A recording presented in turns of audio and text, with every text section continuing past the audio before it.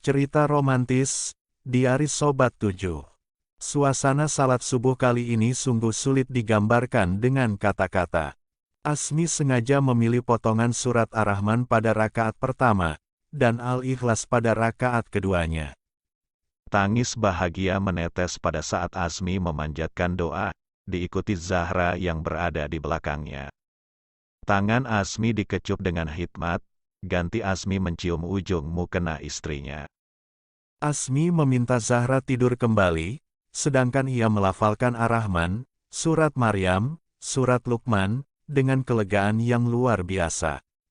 Istrinya tertidur lelap sambil mendengar lantunan ayat suci yang dibaca Asmi. Asmi berharap, benih yang ditebar, entah kapan akan ditakdirkan menjadi jiwa baru, setidaknya mendapatkan tempat yang disirami dengan lantunan ayat suci. Setidaknya tempat itu akan siap, jika Sang Pencipta menakdirkan kehadirannya.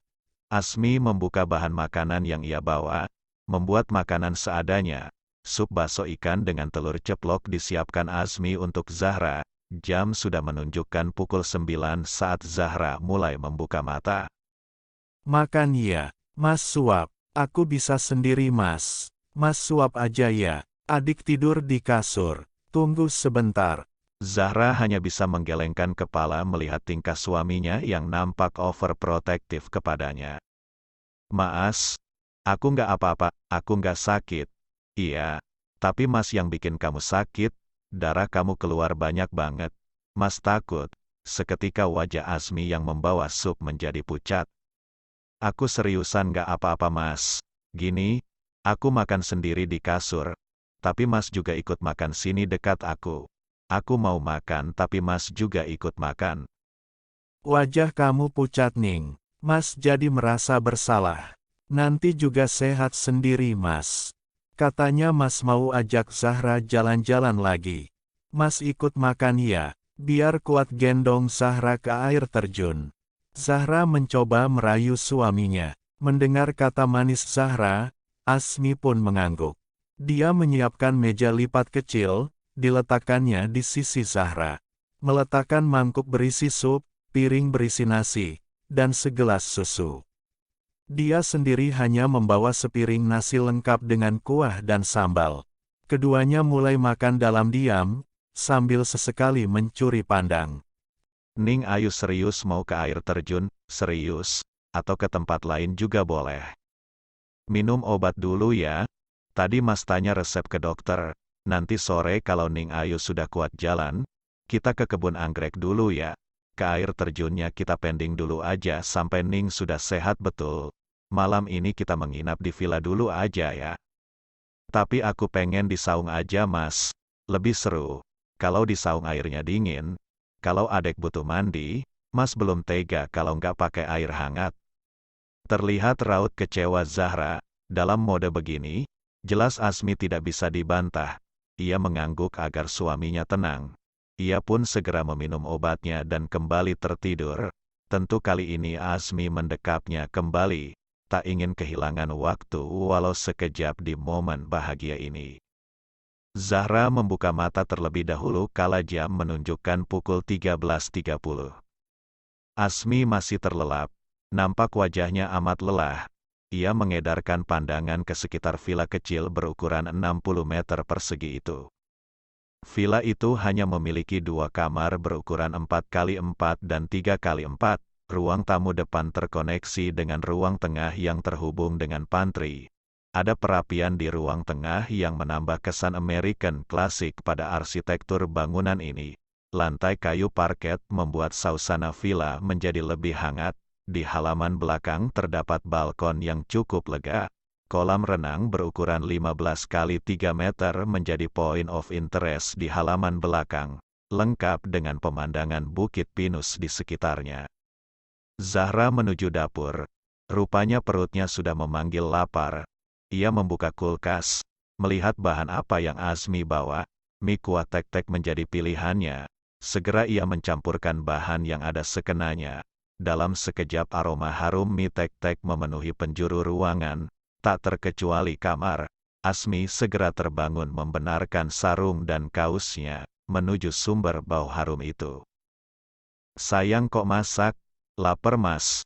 Makan yuk, sudah enakan, masih sakit, masih perih. Enggak kok mas. Udah nggak sakit buat jalan. Zahra menyunggingkan senyum sambil menyodorkan mie tek-tek buatannya. Bisanya cuma masak mie aku mas. Nggak apa-apa, ini juga enak banget. Baunya bikin lapar. Keduanya saling melempar senyum sembari komat kamit mengucap doa, dan larut dalam nikmatnya mie yang diseruput dengan kuah pedas. Mas sukanya telurnya setengah matang atau matang biasanya? Kalau mas biasanya suka yang setengah matang. Tapi matang gini juga enak kok. Azmi melanjutkan menyantap potongan telur ceplok. Zahra beringsut membereskan piring kotor dan membawanya ke wastafel. Ia meletakkannya di sana. Segera menyajikan kopi panas yang baru ia siapkan untuk Azmi beserta rokok kesukaan Azmi. Azmi menerimanya dengan senyum melebar. Wah, enaknya punya istri. Makasih sayang, Zahra menanggapi dengan senyum. Mas ngerokok di sini aja ya. Nggak usah keluar, kan jendelanya udah Zahra buka. Temenin Zahra nyuci piring. Mas bantuin ya? Nggak usah. Kata Umik Mas Azmi alergi deterjen.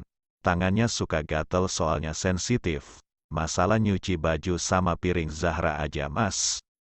Hehe. Iya maaf Ning, mas nggak bisa kena sabun cuci.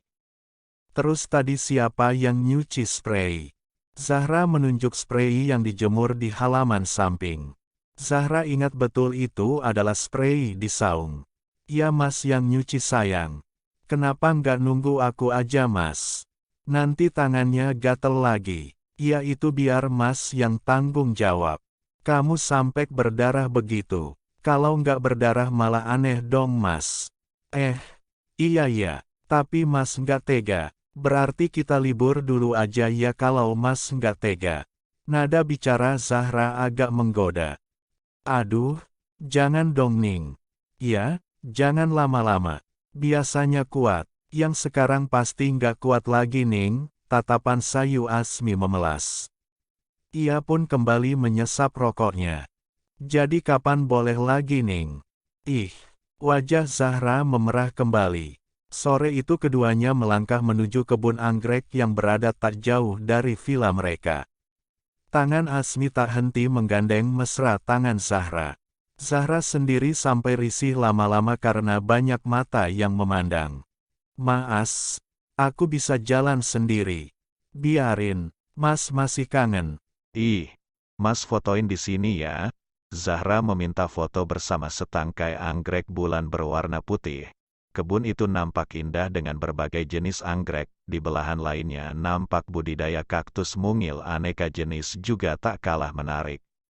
Mas, aku mau beli boleh? Boleh. Ambil aja. Zahra mengambil salah satu pot anggrek bulan, dan 2 pot kaktus kecil. Selesai membayar, keduanya melanjutkan perjalanan. Mobil Jeep Azmi membelok ke arah kafe outdoor yang dikelilingi hutan pinus. Zahra yang menggunakan gamis abu-abu polos dengan jilbab pastel ungu, nampak anggun berpose di jalanan kafe dengan latar hutan pinus itu.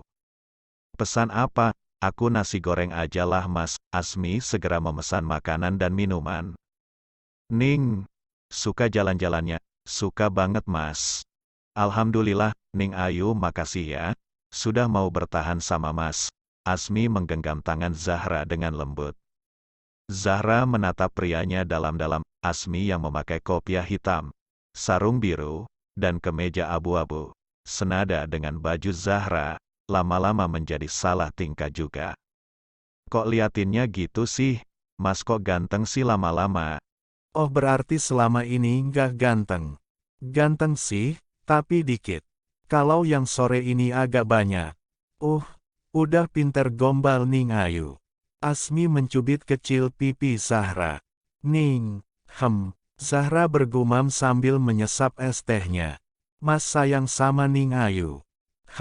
Kok terus apa? Bilang sayang Mas juga dong. Nggak mau. Kok gitu? Ya biar Mas aja yang sayang aku. Terus kamu nggak sayang Mas? Biasa aja. Ih, awas ya. Awas apa? Awas nanti malam. Mas nggak kasih